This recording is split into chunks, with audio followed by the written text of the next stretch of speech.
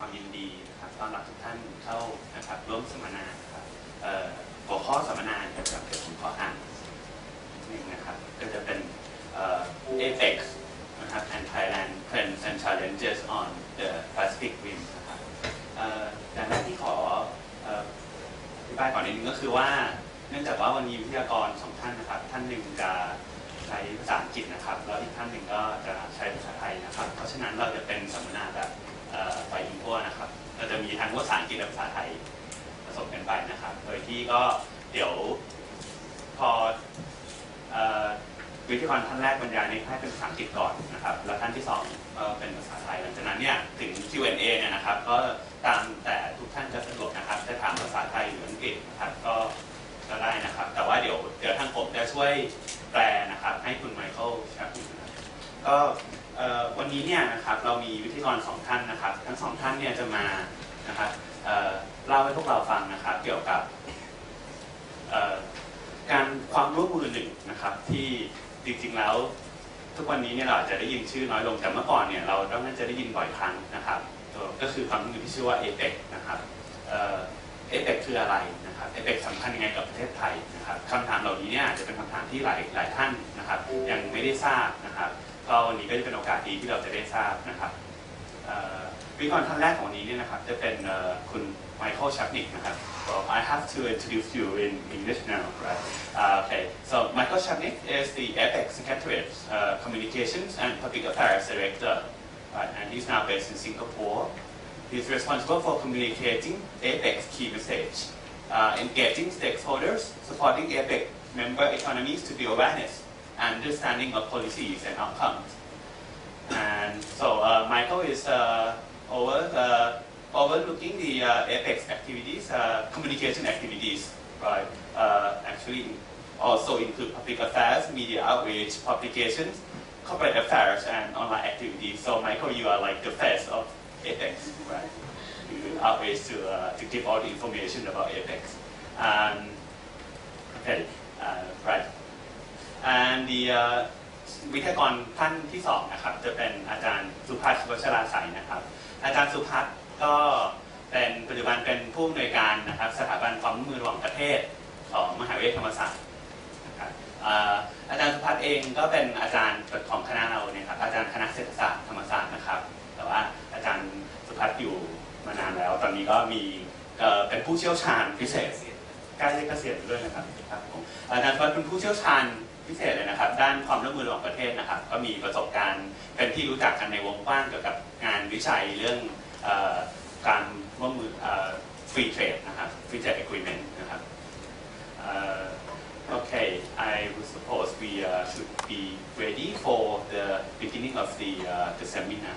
So please just welcome Mr. Michael Chapnik.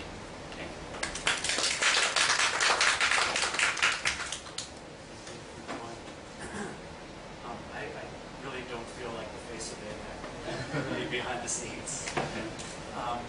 I'd like to start actually by just asking around the room who's heard of APEC before you saw the flyer? And in what capacity have you heard about APEC? Have you participated in a meeting or a workshop or read a news article, saw us online?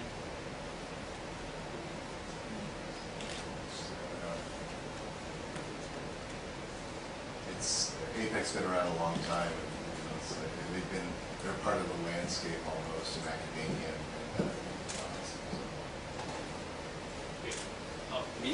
What is your impression? I'm just trying to get a sense.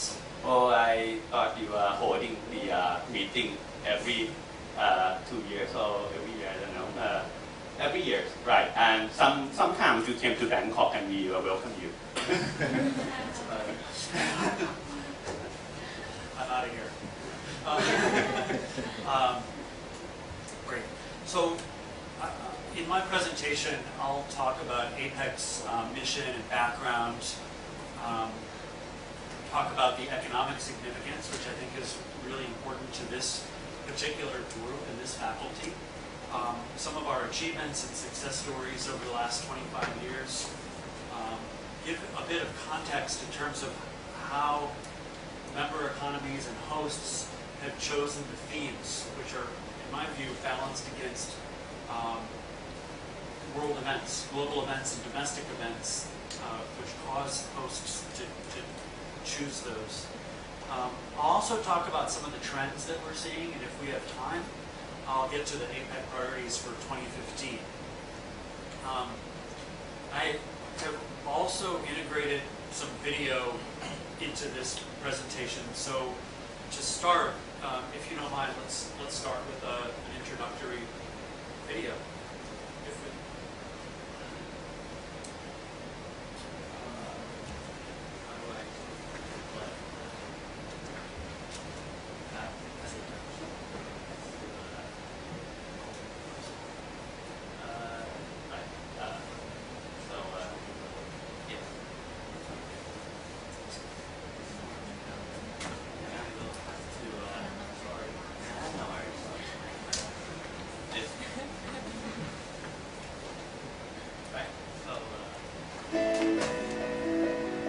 Our world is getting smaller.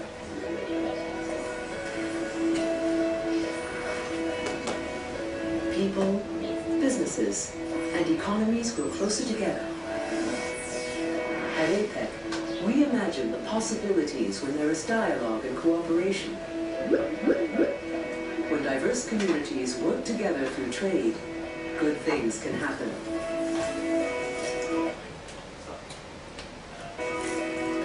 More choices for consumers, more business opportunities, more jobs, and better standards of living for all. At APEC, we make this a reality by advancing free trade for Asia-Pacific prosperity. Established in 1989 with 12 economies, APEC's membership now totals 21. Recognizing the pace of implementation for differing levels of economic development, APEC leaders in Bogor, Indonesia committed in 1994 to achieve the goal of free and open trade and investment in the Asia-Pacific no later than 2020. This is the fundamental commitment that shapes most of what we do. So how have we set about achieving these goals? Through three broad work areas: trade and investment liberalization, business facilitation, and economic and technical cooperation, also known as APEC's three pillars. The first pillar, trade and investment liberalization, focuses on opening up markets and integrating economies in the region. The second, business facilitation, aims to improve the ease of doing business and reduce trading costs across economies. The third, economic and technical cooperation, enables businesses to take advantage of global trade in a sustainable way. APEC helps the transition towards regional economic integration by ensuring that people are well placed to gain from global trade in the long term. From helping small businesses get loans and access foreign markets, to educating youth in the use of information technology, and empowering women to play a bigger role in APEC economies. A tough challenge, sure, but consider this. There have been significant reductions in average tariffs in APEC over the past 20 years. Trade facilitation, which makes it easier, cheaper, and faster to trade across borders, has also saved businesses billions of dollars with initiatives like simplifying customs procedures and making it quicker for business people to travel with the APEC Business Travel Card. Structural reform makes doing business easier and helps ensure higher quality growth across the APEC region by promoting competition and developing stronger social safety nets. APEC's work on reducing tariffs positively impacts trade and investment and overall development.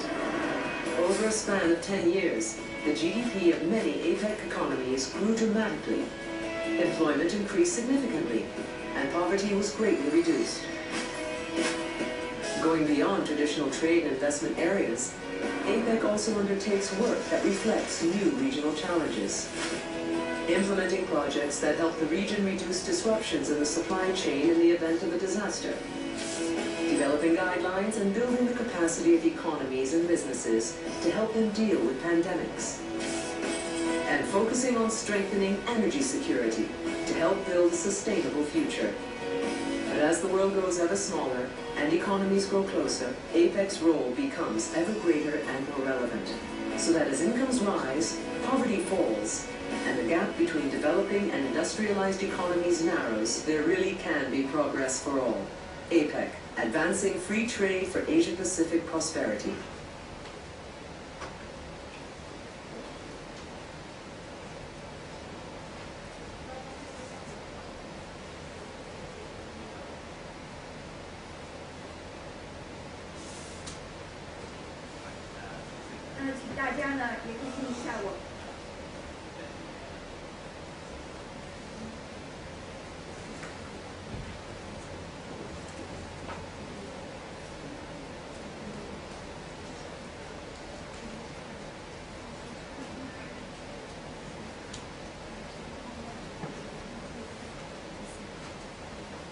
So as a good communicator, we believe in repetition and repeating messages. We produced that video maybe 2 or 3 years ago. As I look back, I wonder how we got so much information into 4 minutes. I'm going to take about 30 minutes or 40 minutes to tell you that same information and make sure that you get it. We'll give more detail, and please feel free to ask questions. Do you remember how many member economies APEC has? 21. 21 member economies. We started with 11. We were founded in Canberra, Australia in 1989. Expanded to include China, Hong Kong, China, Chinese Taipei, into Latin America, Mexico, Chile, Peru. In Asia, Vietnam joined in '98 along with Russia, and that was when our last new members had joined.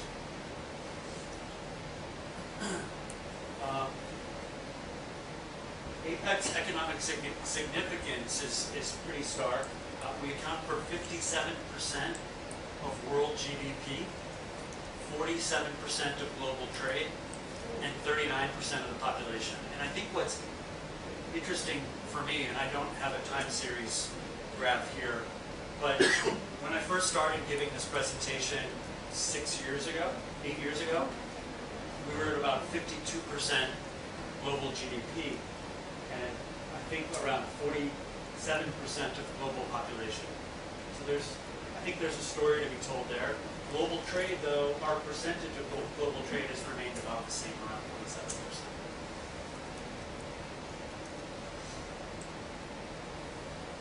Our mission is to build a dynamic and harmonious Asia-Pacific community by championing free and open trade and investment. Like I said, we're made up of 21 member economies.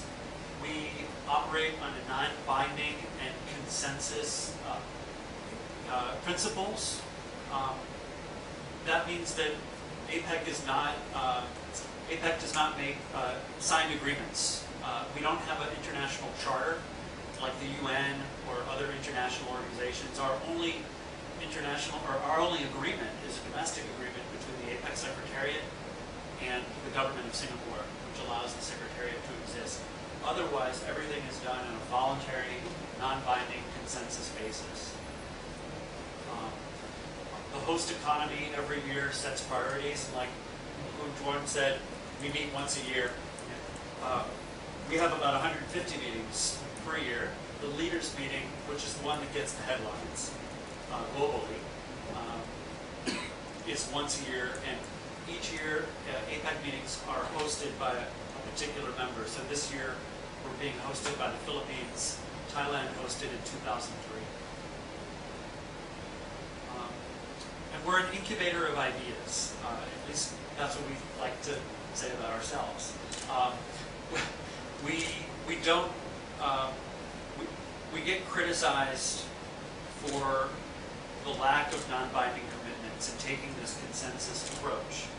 But really what it also does is allow space for members to discuss ideas that are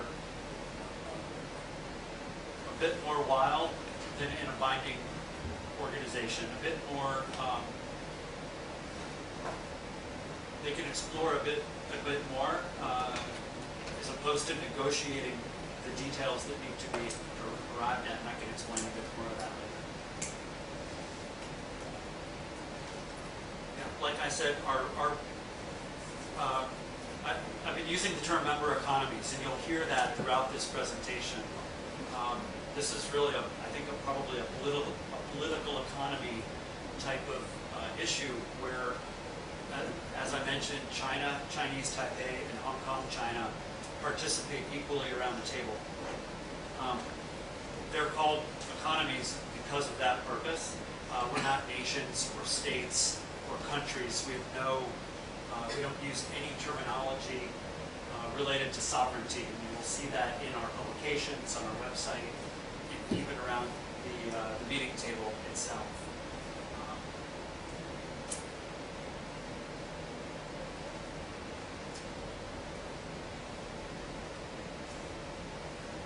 What are our core objectives?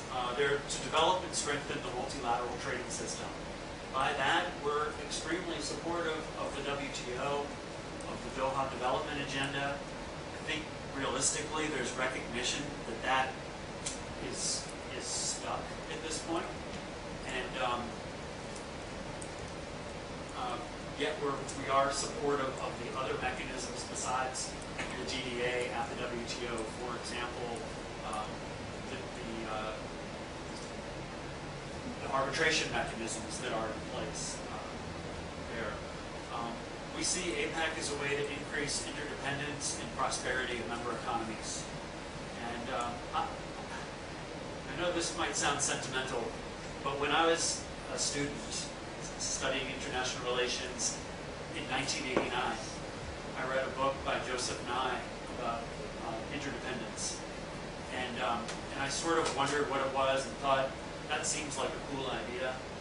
And just a couple of years ago, I was at a conference in Washington where I was sitting next to Professor Nye and had a chance to tell him how meaningful that book was, and that we're actually doing that in APEC.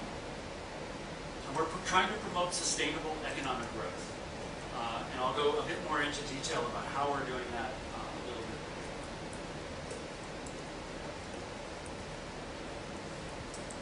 So APEC was formed in 1989, and right now I want to go through a couple of charts. You'll remember the Berlin Wall came down in 1989. Nelson Mandela was released from prison in 1989. The world was changing. Gorbachev introduced glasnost and perestroika in the second half of the 1980s. East Asian tigers had experienced rapid growth, and China was modernizing under Deng Xiaoping. It was in this context that APEC was formed in Canberra when APEC ministers met. And these ministers, meaning foreign ministers and trade ministers, have been meeting since then every year. When President Clinton was elected in '92, he elevated APEC to the leaders level and held the first leaders meeting in 1993 in the U.S. in Blake Island, Washington. At that same time, the EU was formed in 1993, the European Union. Economic integration was gaining ground. In 1994, the year after the first economic leaders meeting in Bogor, Indonesia, when they met, they established what we call the Bogor Goals of Free and Open Trade and Investment. And that's one of the goals that really underpins most of what we're doing. And in 1995, the WTO was formed to establish the importance of free trade.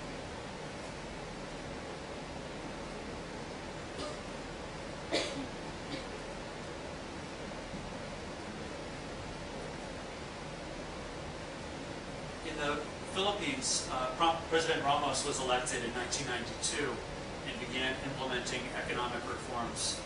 He's widely credited with the turnaround in the Philippines during the 1992 to 1996, influencing the Philippines theme in 1996 from vision to action. As an aside, I had a chance to meet President Ramos last year, and I will say publicly that he is probably the smartest, funniest, and strongest people I've ever met. And by that, I mean physically strong. He shook my hand until it almost broke. He's an 86-year-old, and you never complain to an 86-year-old former general, former president, an 86-year-old that he's squeezing your hand too hard. He's sharp and he's really funny. And after speaking to him, I can understand how he made this turnaround. But hopes were dashed after the Philippines year by the Asian financial crisis in 1997. Malaysia and many Southeast Asian economies were affected by currency speculation. As a result of the Asian financial crisis, Malaysia instituted its own response and financial and monetary reforms that helped put its economy back on track the fastest. Hence, Malaysia's theme when they hosted in 1998, strengthening foundations for growth. In fact, and we also recognize that at that time APEC was criticized very much so publicly for not responding to the Asian financial crisis fast enough. But in fact, many of the reforms laid the foundation for Malaysia and other Southeast Asian economies to weather the global financial crisis in 2008 and the subsequent recession. And I might add, on the global financial crisis, I think we're really lucky at the APEC Secretariat right now to be led by Dr. Alan Ballard, who is the head of the Federal Reserve Bank of New Zealand, and saw the global financial crisis through as a Reserve Bank governor, and also concurrently wrote a book about it called Crisis, which I would encourage you to read. He's also told us privately that if the crisis hit New Zealand more seriously, he probably wouldn't have had time to write the book. So, in 2001, China joined the WTO. China, Hong Kong, China, and Chinese Taipei. You'll hear me say Chinese Taipei and not Taiwan. You'll hear me say Hong Kong, China, and not Hong Kong, because these are the agreed nomenclature in APEC that we use. In China, in 2001, China joined the WTO. In addition, its state enterprise reforms instituted in 1980 were mostly completed by 2001 and were beginning to have an effect. China was also experiencing strong growth in 2000 to 2001 and went on to experience record growth over the last decade between 2000 and 2010. Hence, its theme in 2001, meeting the new challenges in the new century, was well chosen. International events near the end of this period, which I'm calling expanding the agenda for APEC, were also important and impacted the themes going forward. 9/11 occurred in 2001 in the United States, the Bali bombings in Indonesia, SARS around Southeast Asia influenced the choice of Thailand's theme in 2003, World of Differences, Partnerships for the Future.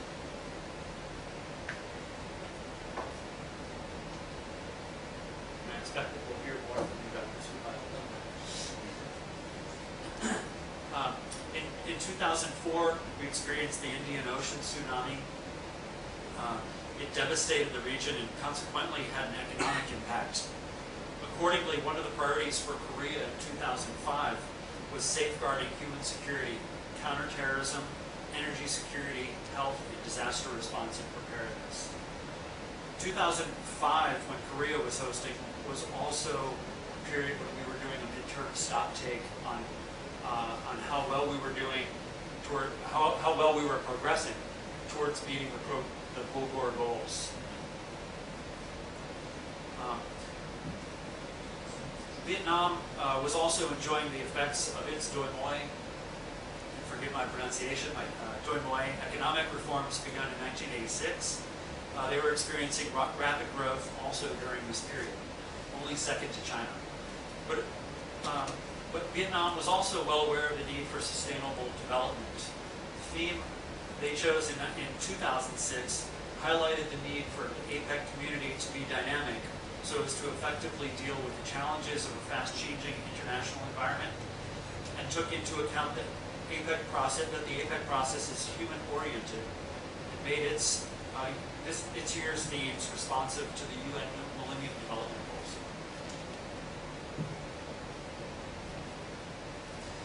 In 2008, Peru hosted APEC.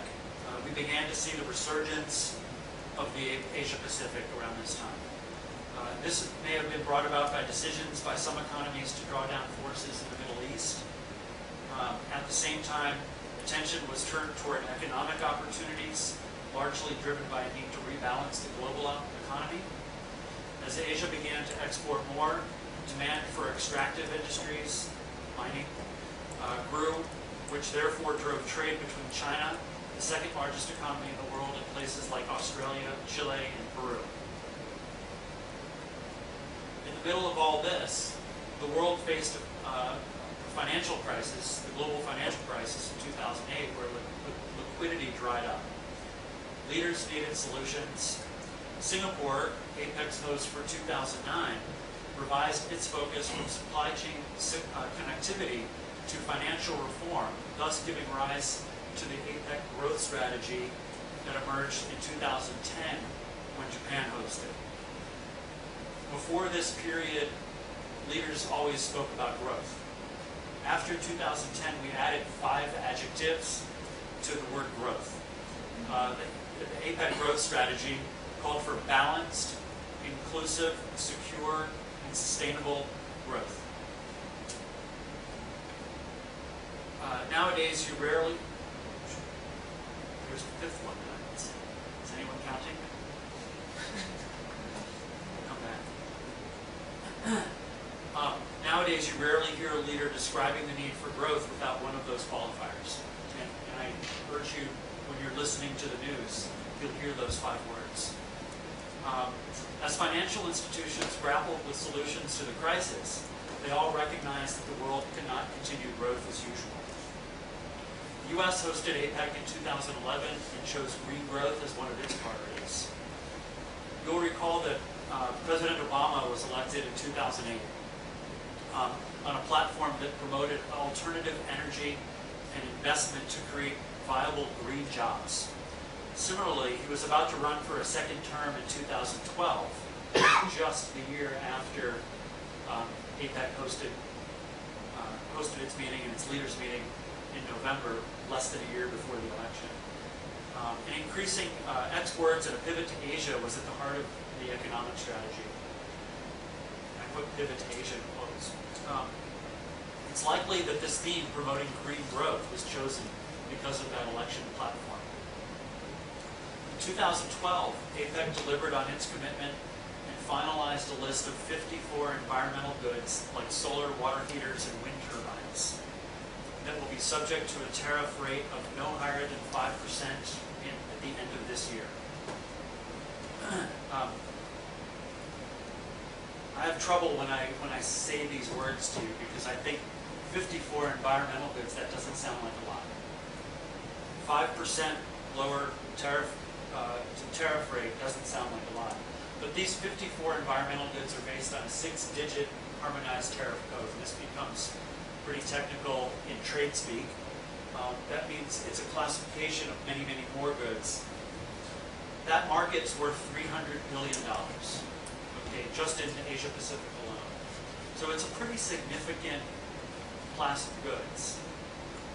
Furthermore, and I think this is really important, the WTO has been working on a similar list but hasn't been able to achieve it. But earlier this year, some economies in the WTO announced that they would use APEC as a model to move the issue forward in Geneva.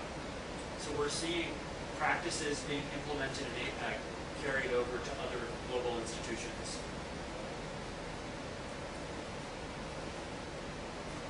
Where are we now? We're thinking about innovation. We're thinking about connectivity. Innovation was a key theme for the Russia year in 2012.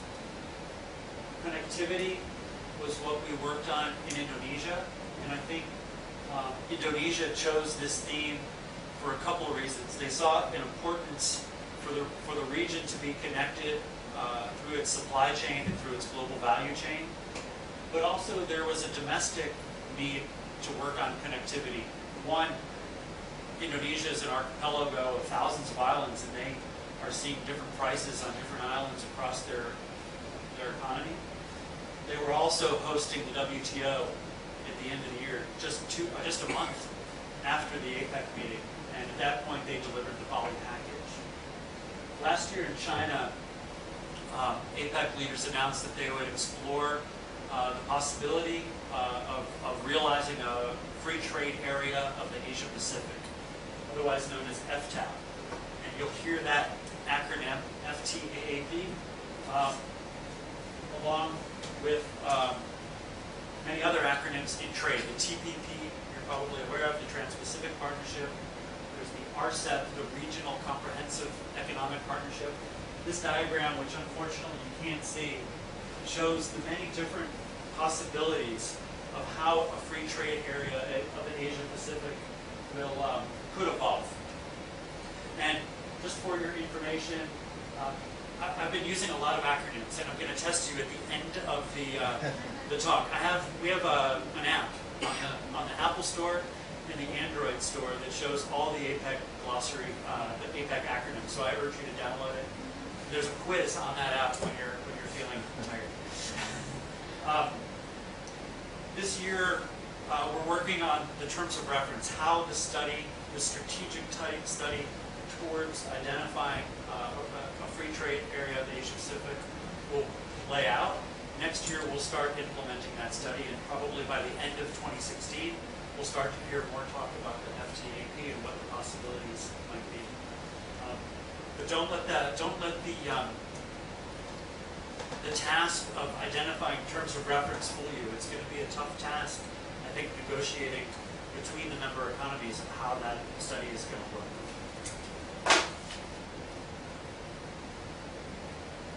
So I wanted to stop talking for just a moment and go back to another video. We'll hear from leaders about the evolution of APEC over the last 25 years.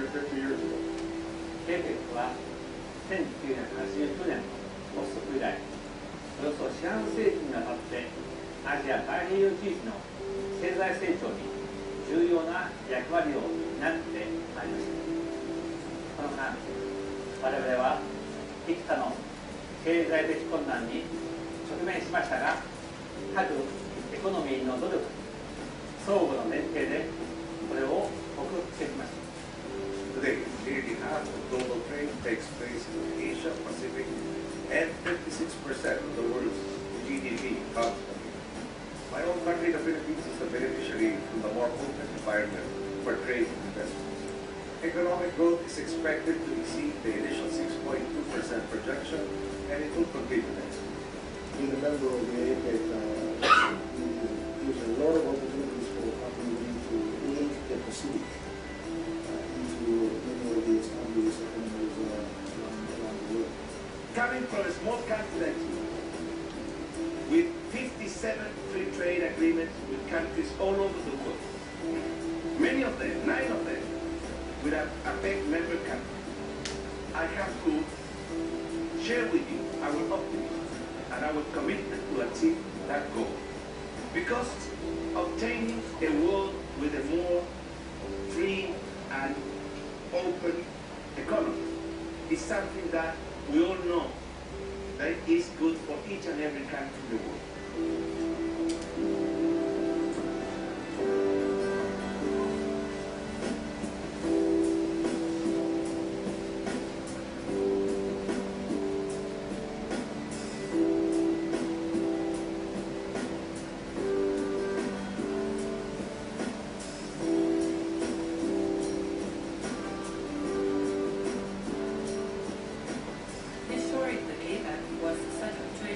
Mutual trade and investment. Positive forum is to lift barriers, encourage openness of markets, encourage fair competition. We believe that one of the big factors that's actually lifted some levels of poverty is in itself, produced goods and services in itself through trade. Và tôi tin chắc rằng các nền kinh tế, đặc biệt là các nền kinh tế của những nước đã phát triển có vai trò vị trí nhạy cảm cho tôi. Vấn đề thứ hai là tôi tin tưởng chắc chắn rằng là bên cạnh cái tổ chức liên kết hợp của chúng ta thì có những cái tổ chức liên kết song song tồn tại, ví dụ như ASEAN sẽ hình thành một trung tâm của 2015 thì cái trung tâm của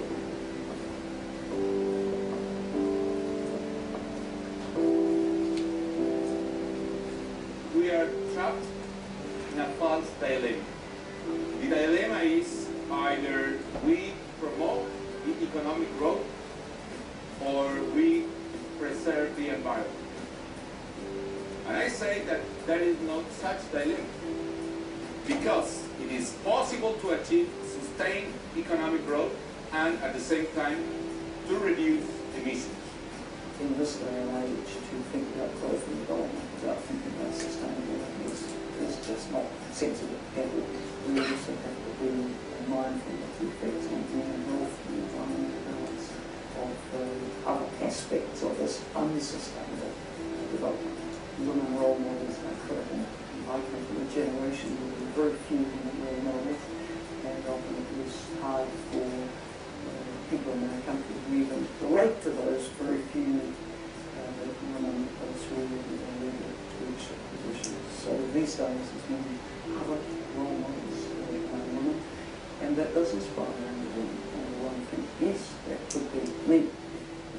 We will adopt a declaration for the first time in APEC's history that will affirm this organization and each member economy's commitment to improving women's access to capital and markets, to building women's capacities and skills, and to supporting the rise of women leaders in both the public and private sectors.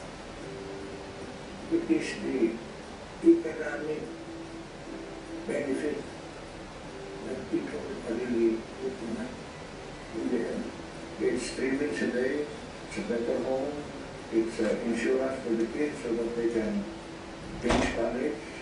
I think this is the ambition of every family, regardless of nationality around the world. And here again, APEC is in the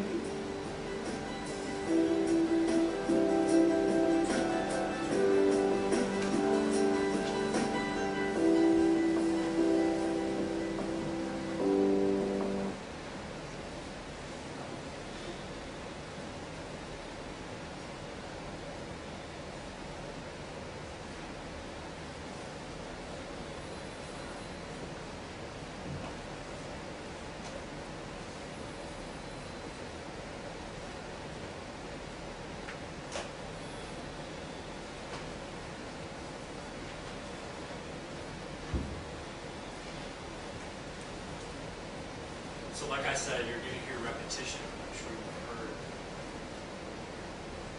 leaders say what I said, and I hope to continue to repeat that so that the message sinks in. Now I want to get into a little bit of some of the trends, what we're seeing. In the past decades, APEC growth has been predominantly trade-driven and predominantly in manufactured and processed goods. We're now seeing some shift to domestic demand growth. Trade patterns are changing as they supply growing consumer demands. There's also a big increase in international trade and services, and this will continue. In fact, the Philippines this year is putting a big focus on services as a way to, well, open services up in the region, but it's also, as you might know, very important to the Filipino economy as well. It's a domestic issue, which is what I'm saying. We've also seen average tariffs fall in the region between 1989 and 2012 from about 17% in 1989 to just below 6% in 2012. I was saying yesterday at the Ministry of Foreign Affairs, it's easier when the tariffs are higher to get them to fall faster, but when we get down to that 6% level, progress is a little bit tougher. It's sort of like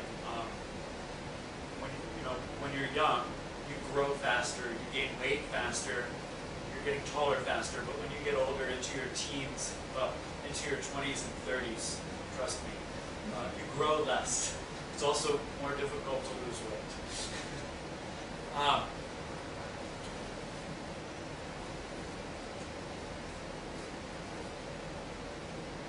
But we've also seen behind the border barriers, in addition to tariffs, the tough part about lowering tariffs, behind the border barriers remain, and that's why we're shifting our focus there towards areas like trade facilitation, encouraging ease of doing business, and the connectivity of people, infrastructure, and institutions.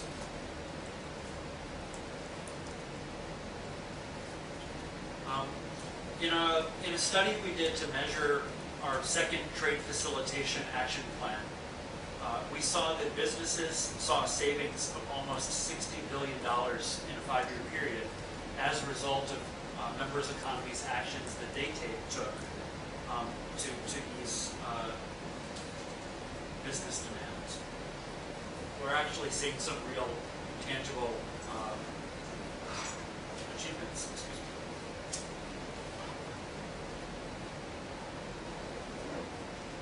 In the past, traditional trade routes were based on the Panama Canal, the Malacca Straits, entrepot ports, meaning import and export ports, were in Hong Kong, Singapore, Shanghai, and Los Angeles. Nowadays, there are many competitive new trade routes opening up, increasing competition and efficiency and decreasing vulnerability. Megaports are being challenged by budget ports and virtual cloud entrepôts, meaning we're seeing digital trade supplant some of the traditional sea-based or air trade, air services trade.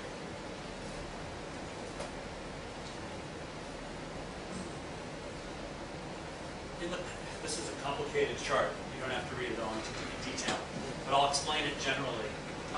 Most products used to be made here, sold there. Vertically integrated within large firms. Rules of origin and value added were simple concepts.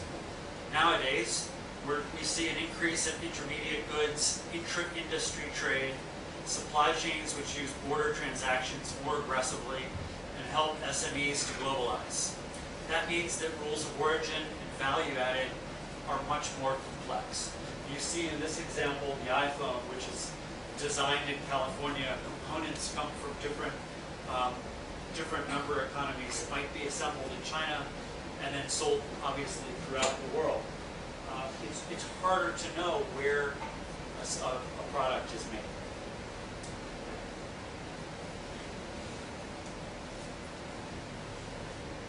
Logistics in the past used to consist of traditional transportation, warehousing, shipping, and paperwork. Probably seen that in old movies, most of you. Now, major technological developments are transforming logistics into an embedded, distributed, and high-tech industry. Ancillary financiers, insurance, accounting, business services are changing to accommodate this. Big data, which is a hot topic in Silicon Valley these days, is allowing savings in inventory management and advances in macro forecasting. Traditional ports, airports, land borders, pipelines, and cable terminals used to be heavily policed and covered in red tape. Increasingly, border regulation is being dispersed with single-window, harmonized, contracted operations. Efficient borders are recognized as a source of competitive advantage. Does anyone know what a single window is? Has anyone downloaded the APEC glossary app? The definition is in the glossary app. A single window essentially allows an importer or exporter to go to one window, virtual window, and file all the paperwork in that area, at that desk. Most member economies have agreed to implement this single window system, and about, I think, 15 of 21 have actually implemented it fully. And really, it's a way to save time for importers and exporters on the border.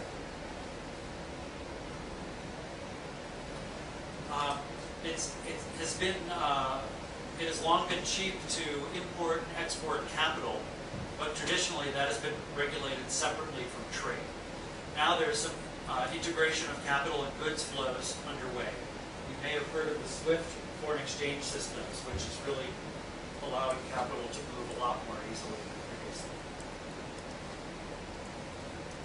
The movement of people has long traditionally been handled separately. Now there's a huge increase in demand for improved mobility for business people, skilled labor, tourists, and students. Lessons from improved goods management are being applied here. Some of you, has anyone heard of the APEC business travel card? On video. Sorry? On video. On video. Glad you're listening. You can see the APEC business travel card lane in most major airports in the APEC region. It's usually to the far left or far right, where the crew will pass or diplomats will pass. It essentially allows just a faster processing for immigration.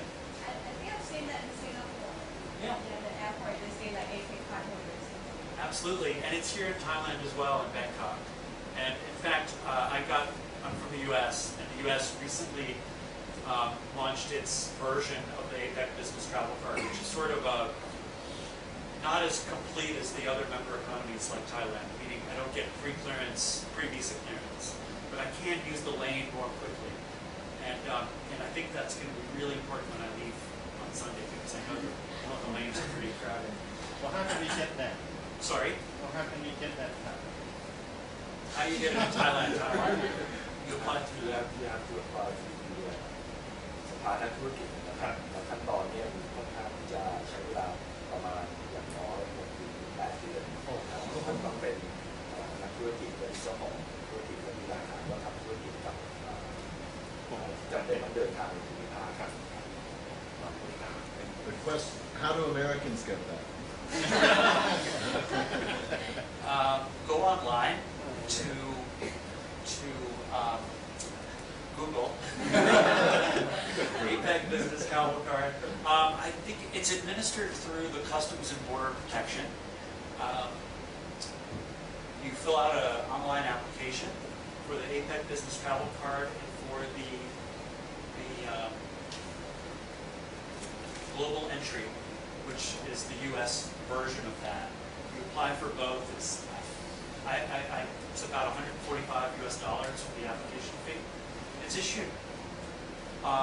They review your application online. You have to go for an interview.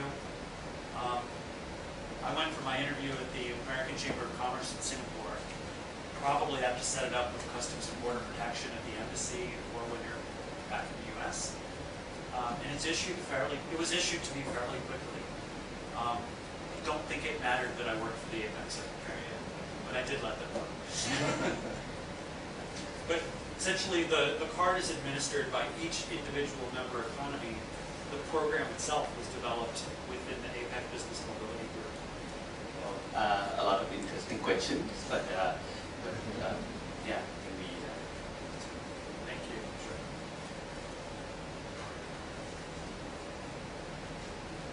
That topic also gets quite a bit of interest.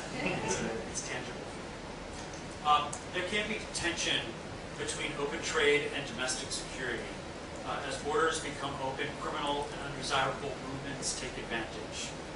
New technologies and international arrangements are helping to limit this. Last year, there was an agreement in China among APEC member economies to cooperate on essentially bringing illegal money back to its own countries. We're now experiencing what I think academics and business people and government officials are saying the new normal. We're seeing that growth is being tempered a bit, especially after the global financial crisis. Employment is